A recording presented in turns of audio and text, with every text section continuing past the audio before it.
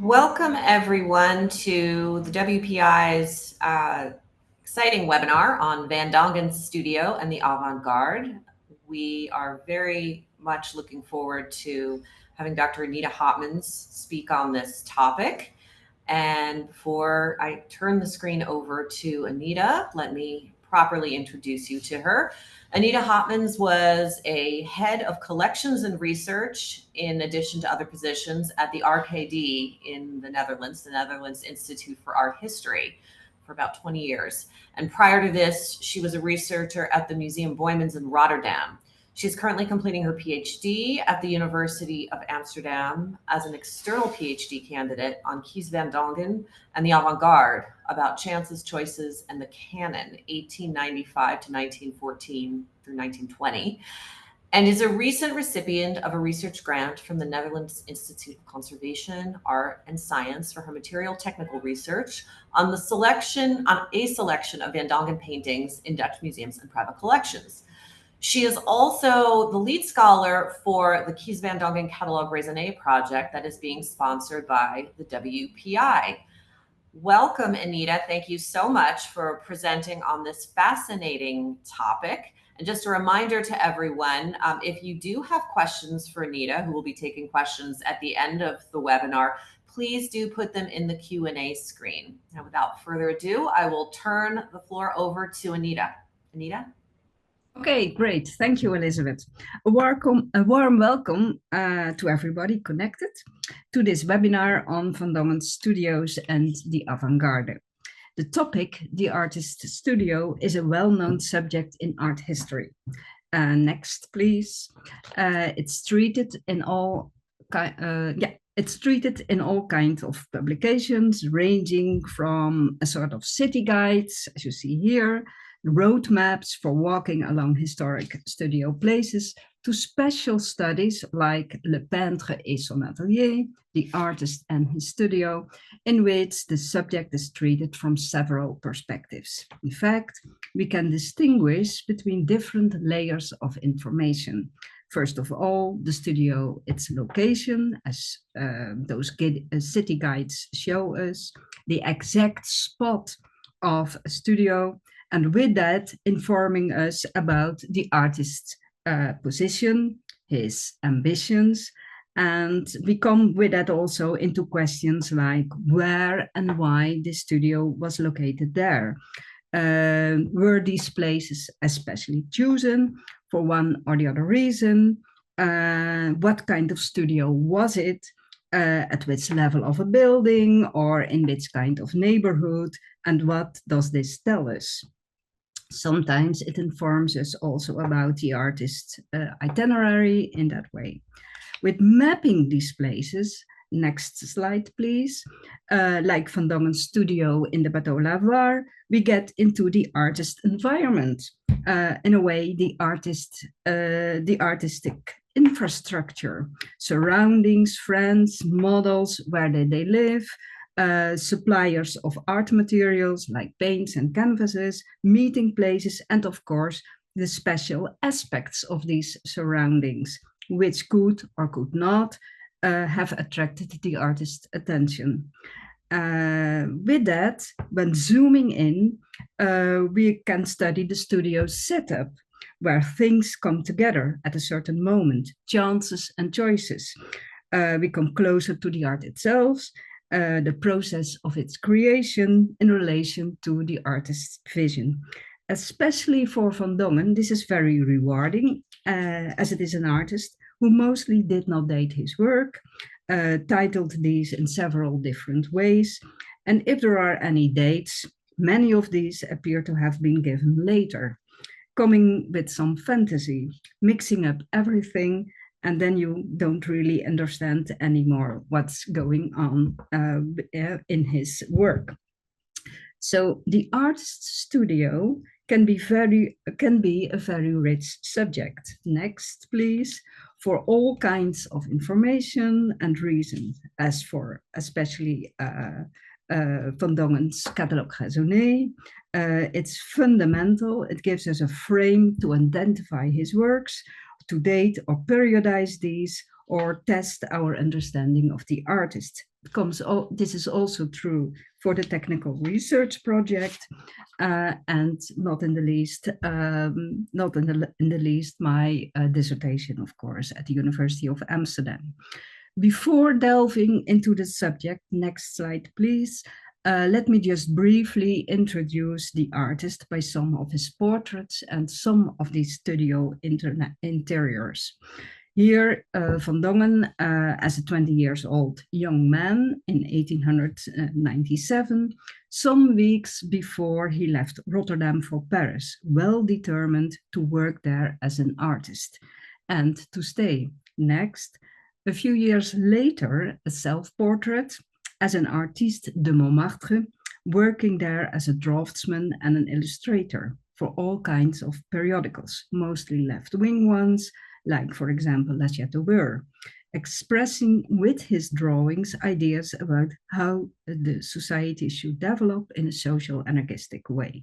Next, Van Dongen here as a fauve some years later, a painter within the avant-garde circuits, selling his works to important dealers like Kainweiler and Bernard Jeune. Next, and here, as a peintre mondain during the Roaring Twenties, a worldly artist working in a luxury environment, a portrait painter with elegant models, here Jasmine, showing off his brushes, and with that a sort of an image of a virtuoso painter. These portraits we see back in the studio, in his studio, in pictures of his studios. Next, please. Here, a sketch or his itinerary. Next. Here, a sketch of his studio in Montmartre, located, as he says in a letter, on the top of the hill, the Butte Montmartre, clarifying his locations by referring to the Sacré-Cœur at the left, the wings of the Moulin de la Galette on the right, further away, as you can see, the silhouette of the Eiffel Tower. Also interesting are his immediate surroundings, the bushes and trees, and the way the bushes and trees outside, and the way the lights comes in on the right. A beam of light, as you can see on the picture of Van Dongen, from a right window which faces south, all telling things, which I will explain later on. But let me first proceed. Next slide, please. A studio in the Rue Saulnier at the height of his first success, which he clearly, Van Dongen, shows off with his studio and the format of his paintings. Next slide. Here, his studio at the Villa Saïd, the name of a street, with at the right an extra image with which you can peep into the next room, deliberately arranged like that on the photo, of course, but also a way of inviting his guests to his paintings. And the next studio at the Rue Juliette-Lamber. Next, please. Showing off his status as a peintre mondain, a period which you can imagine more photographs are preserved, and well, the way that so many works, so many photos are still there of that period is also telling, of course. This kind of pictures or references to Van Dongen studios gives us a flood of information from the beginning until the end, a necessary fundament consisting of locations, ambitions, surroundings, networks, sources of inspiration, in a way representing the way the artist developed, his itinerary, and the infrastructure of his art. And with that, we come closer to the creation of Van Dongen's art itself. When we reversed it in a way, it gives us a frame, a sort of a testing ground for our ideas about the artist and his work. So let's go back to the beginning and to try this out. Here, next, please. We go to Delfshaven, a small city close to Rotterdam, Van Dongen's birthplace, a small town. Next, please. This impressive self-portrait was made in his first studio. We know that by the window in the back. As you can see, this is slightly arched. With some research, this leads us to the address of his studio. Next, please. The mold house of Van Dongen's father. And with that, next, the exact place where Van Dongen's studio was located. At the attic of this small factory, a mold house at Voorhaven in Delfshaven. This situation, as you see here on this slide, is presenting the house in the 50s with a road before the house, which is different from the situation earlier. Next, please. This one is to give you an impression. It's not the exact place, but we know the mold house, the house where Van Dongen worked, was a bit like that. There was water everywhere, in the front and in the back. The back of the house was next to the water, functioning as a small harbor, and in front there was a quay, and that was also next to the water. It was used at the time, this place, for all kinds of industries, products like the grain, which would be wetted by the water for making mold, or coals for heating could be delivered at that place easily. Next, please. Van Dongen explained this as the rhythm of the day, ships arriving and departing, as you can see on these two early paintings, all boats with masts, an aspect which he also used in his self-portrait. Next, please.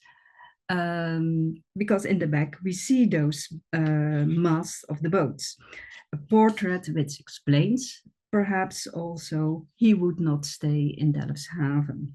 The painting is telling also in the way the studio doesn't show up as an academic environment with gray, it's with gray washed walls. We don't see any studio props, no easel, and his poster of the artist, how he showed himself, is a strong-shouldered silhouette, showing himself as a workman, not a painter of nice models or so, close to the work and living in the harbors and the polders of Delfshaven. Next, up to Paris Montmartre. Next, to the impasse Girardon. It took some time to find a studio place according to his intentions, and he was not looking for it in the neighborhood of the art schools like the École Nationale des Beaux-Arts or one of the academic studios related to that. No, he found a place further uphill in Montmartre, a studio place conforming to his ideas, a working place and a working area for Van Dongen. This early sketch, again, a sketch he made in 1900, and when we study this interior more closely, we can see it's all simple. It's in a way primitivistic. There is a table, there is no easel, there are some sheets of paper laying on the table. Perhaps there is something like an ink pot. Some brushes are behind the artist, but they are in a pot, they are not used.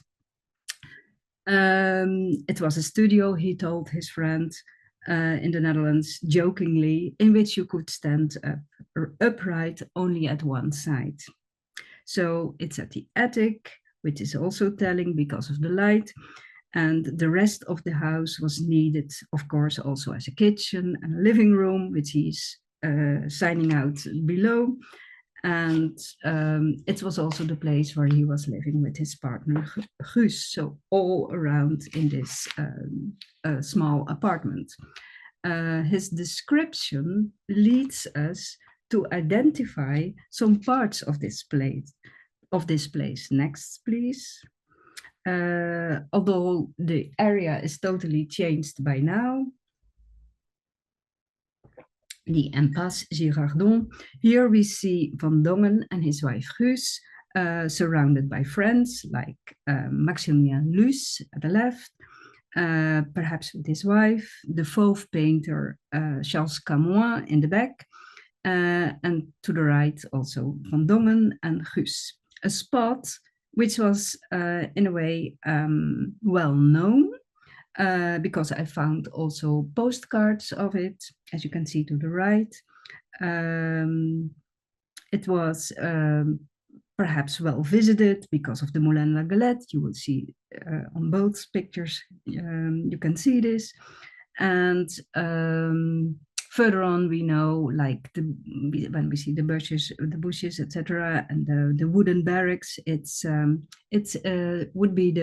should be the Maquis, the famous Maquis, a wild area with barracks, living places of the poor, and garden-like areas to grow for growing vegetables. Next, please. Another some photos of this area. We see actual image in the middle showing trees and bushes. The one on the right, you see the Sacré-Cœur from the back, from behind, the south. A photo as a reference to the left of a painting of the Impasse Girardon, not identified yet, and we can see the whole area around his studio was inspiring Van Dongen, fitted for paintings. Next, please. But it was not only rich with green, it was also a poor location. Here the impasse itself, to the left and to the right. It being a sort of a dead-end street, a side street of the Rue Girardon. And upon checking this, I understood it was really situated on top of the butte. There were streets going down and on both sides. And postcards, these postcards show us also the impasse was a quite poor environment with wanderers and working people all around. This is exactly what Van Dongen thought. Next, please. Where he was looking for as a draftsman and an illustrator. As you see here, works for which he became quite well known. The drawing in the middle he used in a way for the front of an avant-gardistic, the cover of an avant-gardistic periodical, La Chateaubert in 901. In the midst, you see the Rue Ravignan, and with benches like that, and on the left, horses with a car, a subject which he drew quite often as showing the work in this environment. Next, please. Only later, he would use this studio also for his painting. As we can deduce from these two photographs of his studio, its interior, we see here in the background paintings, and with Van Dongen himself with his daughter, we know these two pictures are from around 906. So after about 7 years, he started as a painter. Small paintings, as you see, it was also a small environment.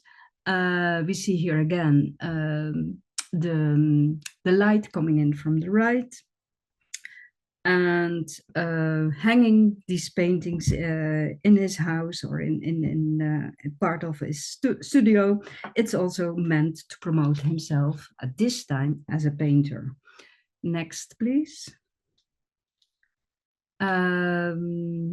Interesting is that the well-known spots I indicated earlier are now part of his painted work, showing these spots as emblems, you could say, of Paris and Montmartre, like the Moulin La Galette and the dance hall next to it, the Eiffel Tower close to his studio, as a view from his studio window, as is shown by the treetop in the front.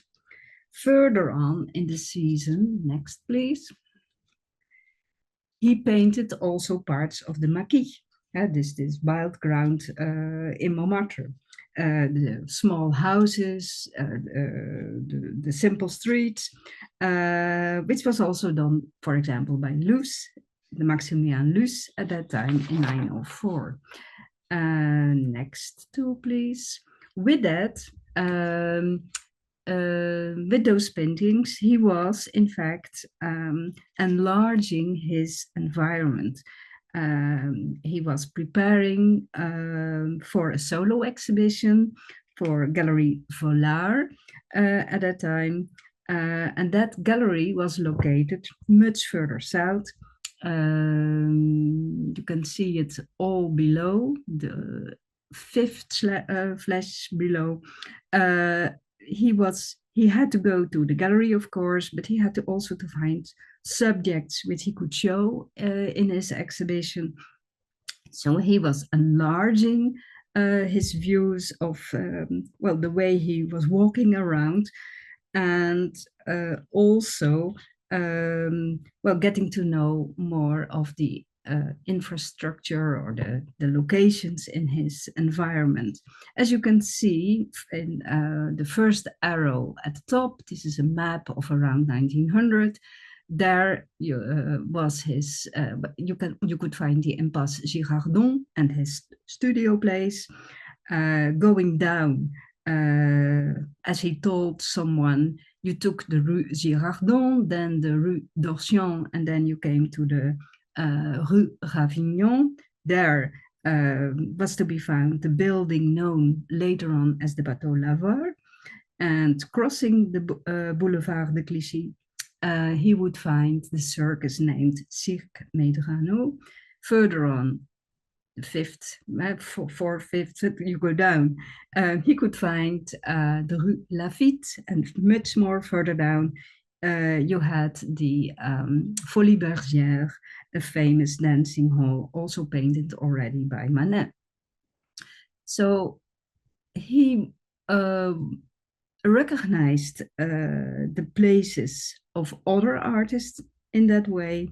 And of course, the building of the Bateau-Lavoir was quite important as a center of new art, already known at that place. Here, Van Dongen hired a studio on the suggestion of Picasso next to his apartment in the Impasse Girardon. Next, please. The place was easily recognizable by the studio windows at the rooftop.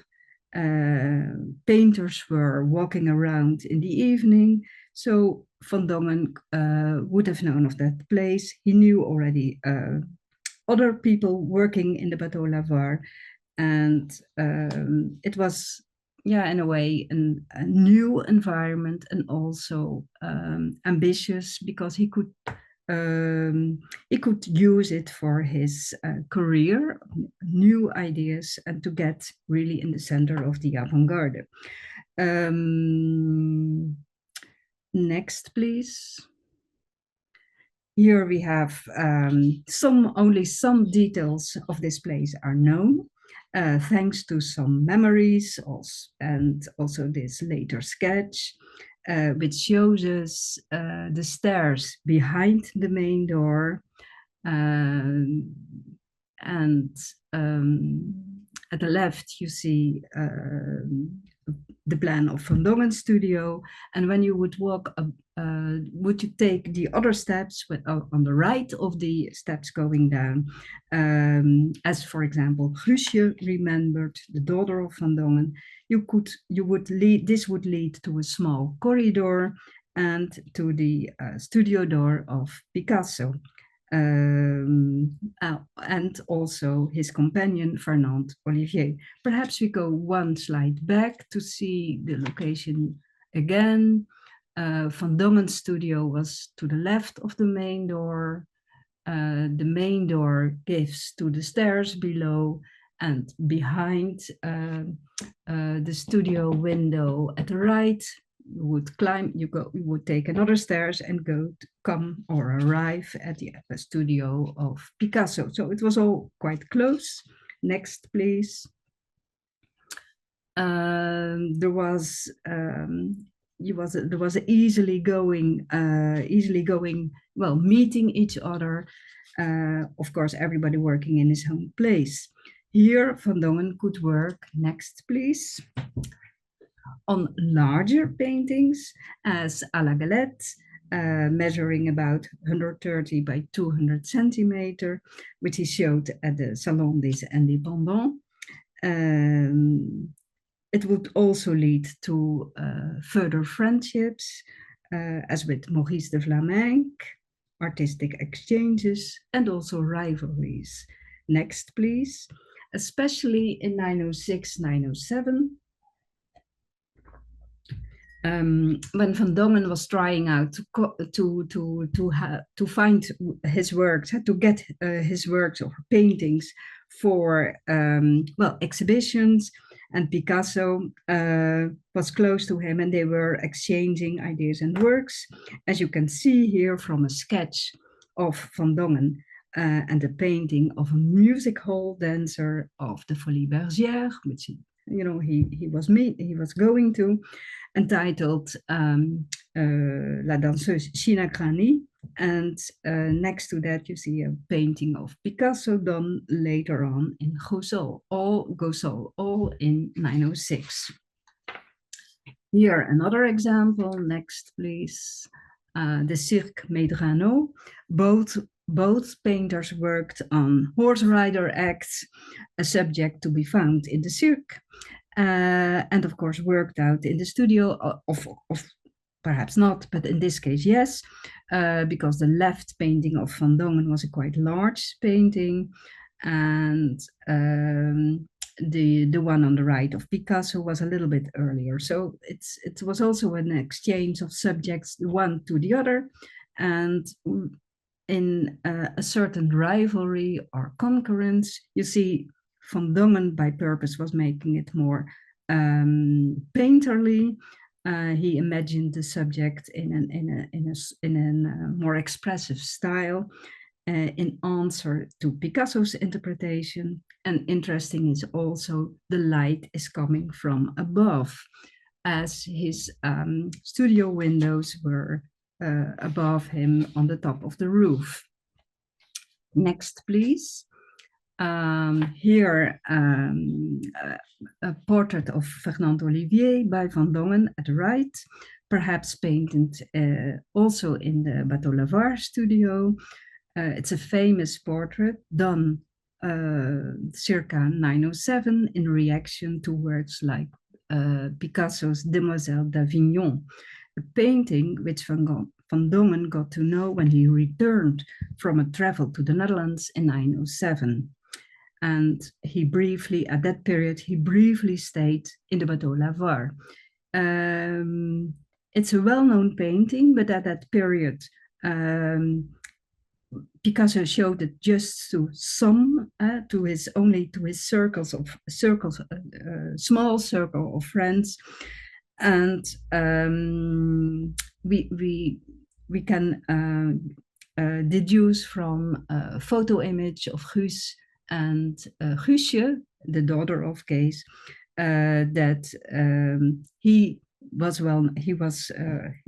the painting was known to him as well.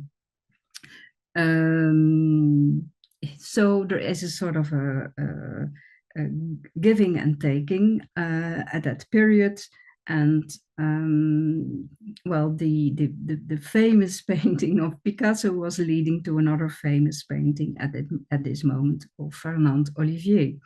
Next 2 slides, please. Going from Montmartre to the Rue Lamarck, Van Dongen was sending a postcard to his wife, who was still in the Netherlands, in October 907, telling he was working very hard. It was raining, tout va bien, il pleut depuis quelques jours, je travaille, je travaille, je travaille.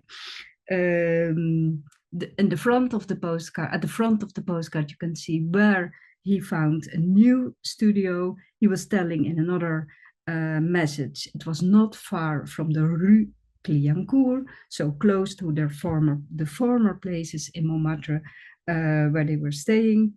And everything he was telling in another letter, it went fine. He was working for an exhibition, and with the pigeon on the right, the image on the right, he indicated where their new studio was located. So in some of these postcards, some of these drawings, images, he indicated where the new studio place could be found. Important to him at that moment because he was preparing another exhibition. Let's go further. Next, please. With the help of the postcard, we can identify the place. Oh, one back, please. Yeah, here. Here, an actual street view, also raining at the left. And the one on the right is showing the fourth floor where Van Dongen's apartment could be found with the studio. Next, the place can be recognized or identified, was the one next to the rain pipe on the fourth floor. The fifth one is added later.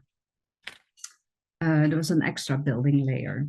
By some older photographs, the next please, helped me in identifying the place.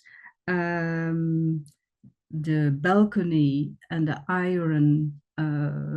ironwork next to it is exactly the place I showed you in the other image of the rain pipe coming down. You see how important again was the exact choosing his place was also it was also important to find the right light. Here he is, Van Dongen. You see Van Dongen here with his daughter Dolly, a painting of Dolly in the back, a painting he would show later on at the exhibition he got with Bernard Jeune, but before that he was working for an exhibition because the planning was changed for Kainweller. So it's interesting to see also how he organized his place with decorated draperies, curtains like cloths in the background covering some of the objects which were not useful at the moment. And we see also some, smaller things in the back. So we can easily imagine Van Dongen made paintings, new paintings in this place. Next, please.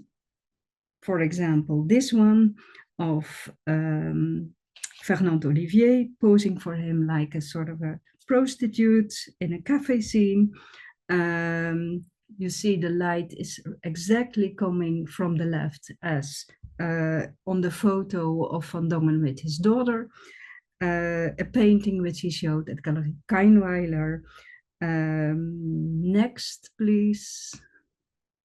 Here, a painting known as Nude with a Hat. Again, probably done in this studio. It's in a certain ways, you could say, also again in concurrence with Picasso. The curtain is here, not decorated and more in one color, but the pose of his model is very close to a painting of Picasso, which could be seen at the place of Gertrude Stein, Leo and Gertrude Stein, at the Rue de Fleurus at that time. And he knew also about the Cubism period, the new way of painting of Picasso, because Guus and Dolly were still visiting the studio at Bateau-Lavoir, as you can see on the photo in the middle, with Fernand Olivier and Guusje, the daughter of Van Dongen. In the background, we see the painting Three Women, which was also done for the family Stein. and in a totally different style. So he knew what was going on, and he was trying to respond to it with paintings which were meant to be shown at the exhibition at Gallery Kainweiler in the beginning of 1908. These paintings, you can see, are not very colorful, but next perhaps, yeah, next slide. You see the light softly coming in his, softly flowing over his models. We see the decoration, rest of the decoration of these things which were in his studio. Light grays, looking like those curtain pieces. And when these paintings are made for the show at the Galerie Kainweiler, which is quite sure, then it's also, you can deduce from that these were made around, well, December, January, or February. La Dame au Gants Noirs, quite nice painting, which is now in Moscow. Next, please. Well, the success of his two exhibitions of 1908, the one at Gallery Kainweiler and the one at Bernheim-Jeune, gave him the possibility to move again to a new place, and this was the Rue Saulnier, not that far from the Rue Lafitte. He went there in October 1908. It was a street, a smaller street than the Rue Lamarck, with less light, you could say, in the street. But his studio was not situated in the building at the front. But when you go inwards in the court of the place, on the 5th floor, and it was a studio apartment, probably especially built to be used by painters. The place, the house, dates from the beginning of the 19th century. So these were all, larger, with larger height walls. It was also a larger place.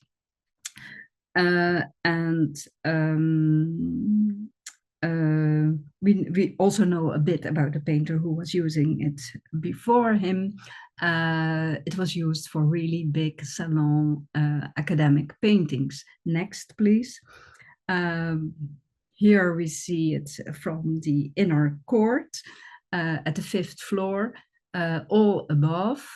The painter before Van Dongen used a small window to the side of the larger window you see on top to lower down the paintings he had made down to the ground floor. It's an interesting high location with, well, you could say the light coming in. So, but I can show you that with the next picture. In fact, it had a very large studio window, about 3 meters wide. Next, or interesting is also that it was close to the Folies-Bergères, where you see an image on here, of which you see an image here as well. And it was that close. The Folies-Bergères was at the corner, the Rue Richier, but it was that close that the walls of the theater, this theater in the back, were next to the studio of Van Dongen. So the back end of the Folies-Bergères, you can see here this brown colored wall was the part of the Folies-Bergères.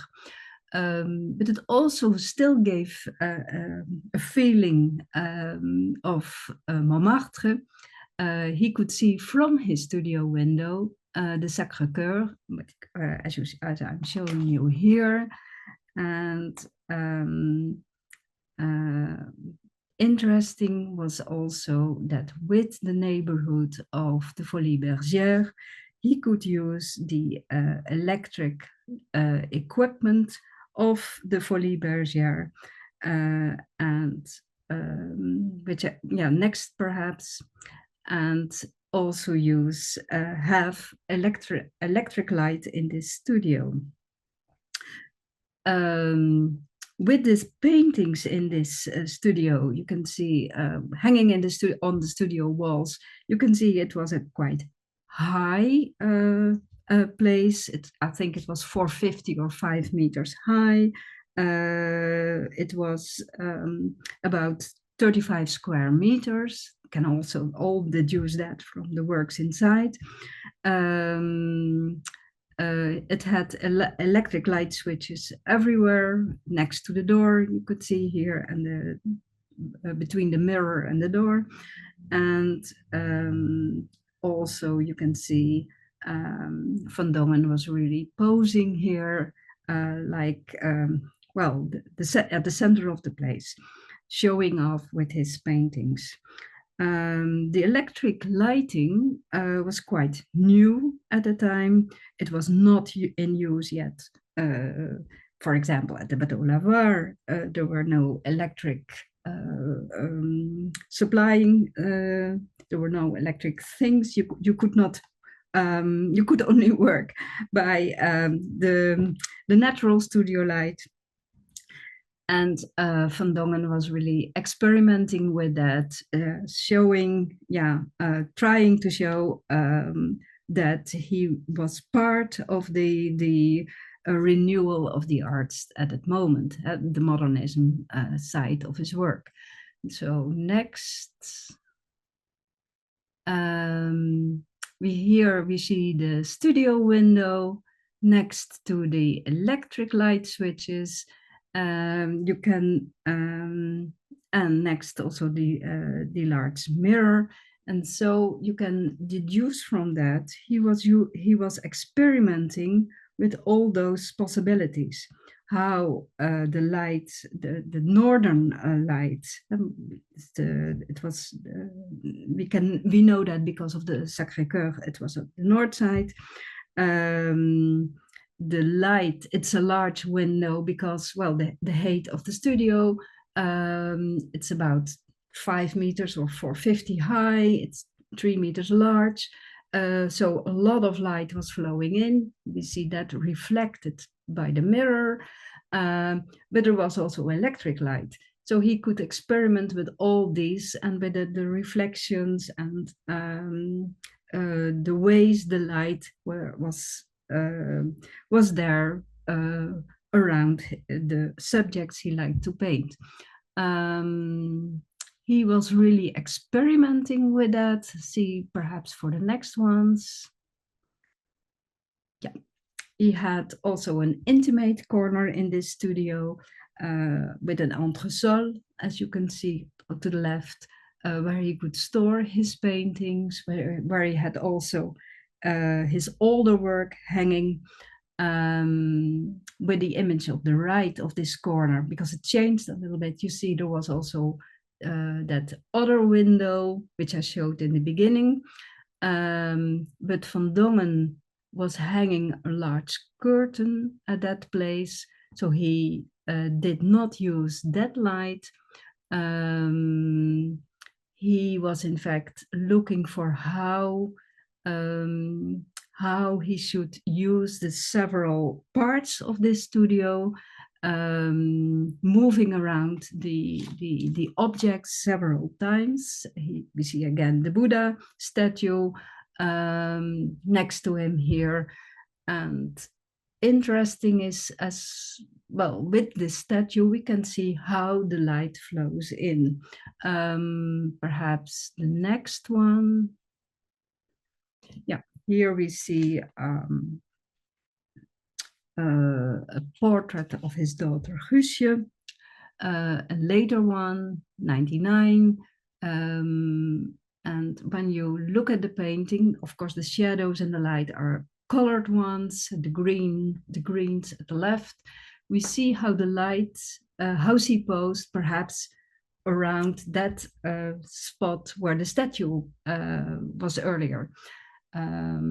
So this light comes from the big studio window, which I showed you, and there is also some reflecting by the mirror. He was using it in that way for experimenting with his colors, and this also was done by the electric light. Perhaps the next, please. Here we see Van Dongen in a later picture, but interesting is this is for the studio lamps he was using. And the image, the painting is, the title of that painting is Three Women, also known as an image of the dancers of girls visiting the Folies-Bergères. We know from descriptions he had also a big carbon white lamp hanging in the middle of his studio, of which I don't have an image. And with this equipment, the electric studio lights, the lamp in the middle, the mirrors reflecting the light, he was in fact imitating how the dancers in the Folies-Bergères performed with under the flowing electric colored lights on the stage. We recognize that by, for example, the spots on the faces of his models. You see the light is more clear at the left. We see really lighter greens in the middle, for example, on the girl on the back of the girls in the middle, and sort of a mask-like faces. All these showing the effect of light and colors, which changes by the white electric light. It's a way of renewing his art, sort of colors moving around.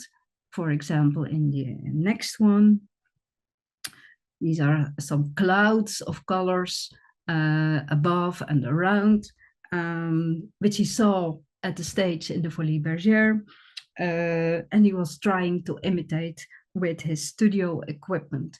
Well, these kind of pictures were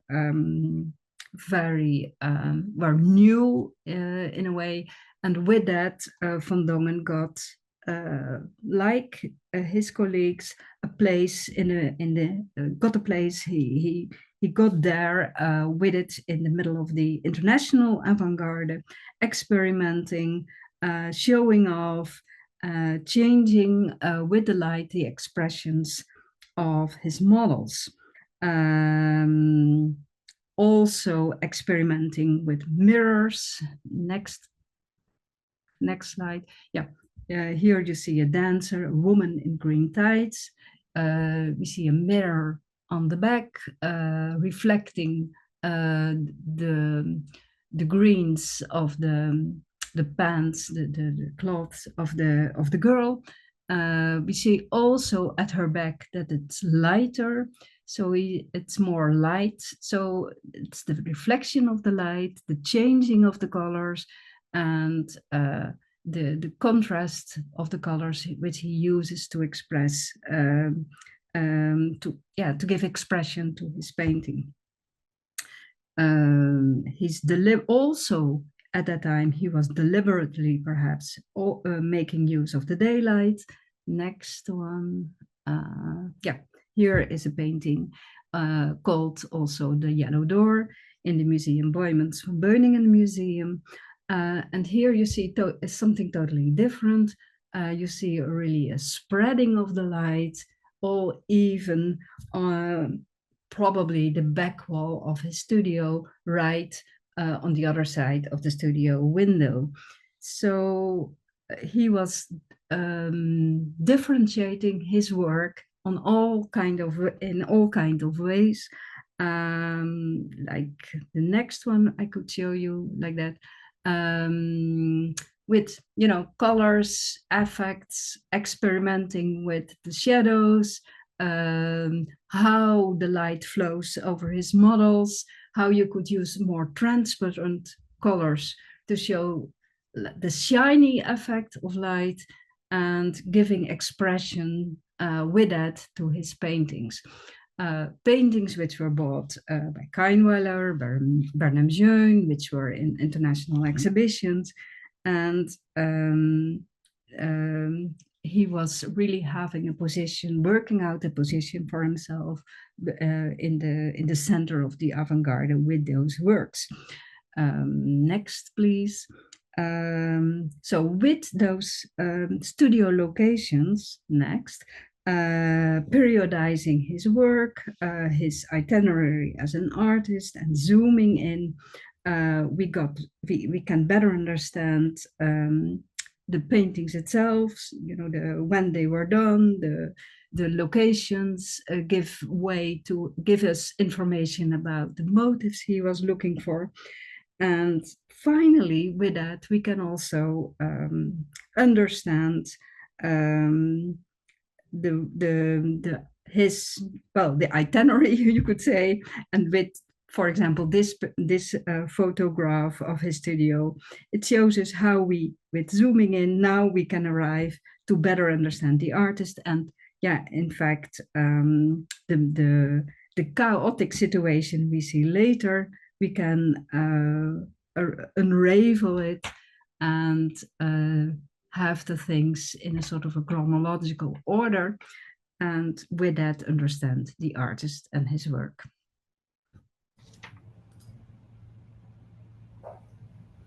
Thank you very much, Anita. This was very informative.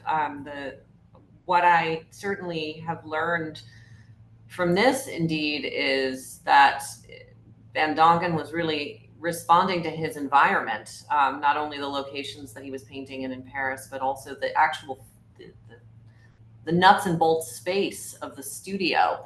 And I'm wondering, with the scale of his pictures, as he moves to larger studios, he paints larger pictures that he's displaying very intentionally within his studio. Is he also thinking about receiving guests at the studio and maybe crafting a persona at this point in his career? Yeah, I think this is very clear. The studio spaces became much larger during the way of his career. He was selling a lot of works, but he kept certain paintings on his studio walls. And with that, he was in fact promoting his art. And as you say, making a persona, a sort of an image of himself like a successful painter, showing off all the time what he was doing and where he could, what he could do, showing his profession. We know, for example, of a description of Fernande Olivier when she was visiting his studio. She was totally impressed by the colors, by the which he saw on the pictures on his walls, and really impressed by the blues, the greens, telling about it like that, the lamps, the lights coming in, totally different to the studio of Picasso, which he knew. Right, and that use of electric lighting that he starts to introduce when he was at the Rue Saulnier, that definitely changes his palette quite drastically, it seems, than from when he was working exclusively with natural light, which is something I hadn't realized before, but I also wonder, you had mentioned in the beginning of your talk how it becomes difficult to date a lot of these pictures. And we do very much rely on the studio locations, but can we also rely on the color palette? Yes, I think so. Well, that is one of the things we are working on with the NICAS project, the technical research project, which is what was for me totally new as well, that the studio light was so important for the works he made. He was looking all the time to studios with a specific light coming in of above, of the sides. It was always situated quite high in a building, on the higher level of a building. If it was the ground floor, he had light coming from above. And in a way, when you look very carefully and you look how the light flows over, flows in, and when you next to that you are trying to look which paintings could be done in that situation or at that moment, you really recognize the light. You see what he made. And it's not only telling us about his career or how he constituted his work, how conceptualized he did it, in effect, because he was arranging all those things and looking for its effects. You could also, in a way, recognize his work, identify it, and periodize it. And that was totally new for me, that it could be so clear, and you could analyze it in that way. And also the effect it had on his colors. It was also impressing other people when they were visiting his studios to see what he did with it. And in a way, in concurrence, in rivalry with other painters at that period, and looking for a place within the group of artists of Kainweiler, where you could also have Flamenc, Picasso. So he was making a place for himself by trying out something else. I'm going to just jump ahead to our questions. I'm going to just start from the most recent question because it continues with this theme of light, which I think you've pretty much answered. What is the impact of electric light in his oeuvre and in general? And does he continue using light a lot in later years as well? I guess if I could reframe that question, does he rely upon the manipulations of light even in his later career to carry out some work? It's a very good question, but because he did.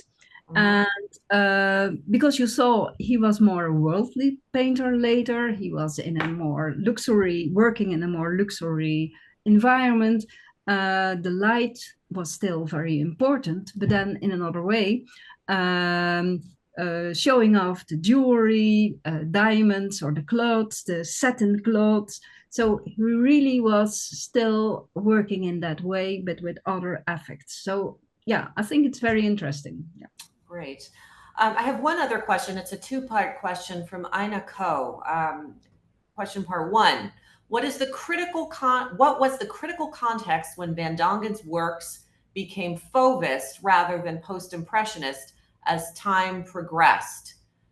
I'm not quite sure I understand. I think perhaps to rephrase that question is, what is the critical reception? What was the critical reception as his style changed? Yeah. Well, okay. The critical reception was quite positive in a way.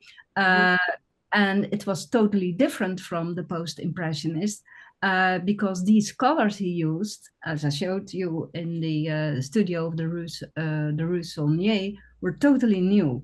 These were the light greens, the lilas, the expressive reds, purple colors, the rose shades, etc.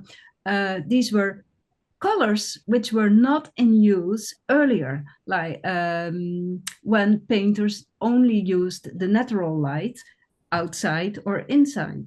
The impression of these colors was really, what's going on? How did he do this? are descriptions that visitors of the Salon d'Automne or the Salon des Indépendants were crowding before his paintings and describing, the critics are describing the reaction of those visitors as, what is going on? What is this compared to the other paintings? Of course, this counts for a certain period. As you could see, 908, 909, 910, this was really something new, but it could be imitated, of course, later on. And then after some years, Van Dongen started again in a new studio doing different things.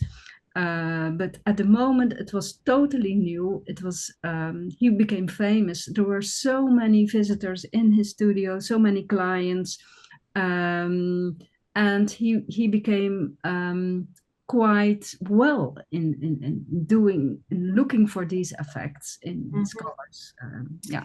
The second part of this question from Ineko is, Van Dongen illustrated Marcel Proust's In Search of Lost Time. Did Van Dongen feel the affinity between his painting style and Proust's literary style or mood when he was commissioned by Gallimard? Okay, the Marcel Proust thing is much more later. It's the 50s. So yes, I think perhaps he recognized parts of the idea of Proust, remembering the earlier times. But yeah, I don't know exactly, because that's much later on. Which as you said is, and you've told me in other conversations, it becomes very difficult sometimes because Van Dongen is recalling styles from the past, even in his later years. Yeah, exactly. So one of the things we can do with those studio locations, and which is interesting, is really to try to periodize his works, and to find out which works were original, which were really of that period. And then you also understand more about what he did later on, which is also interesting. Absolutely. Well, I'm afraid we are out of time, but Anita, thank you so much for this fantastic look into Van Dongen's studios, and thank you all for tuning in this afternoon. And just a note to everyone, this webinar is being recorded, so you will eventually be able to find it via our website on YouTube. Thanks very much again, Anita, and have a good afternoon. Thank you. Take care. Thank you.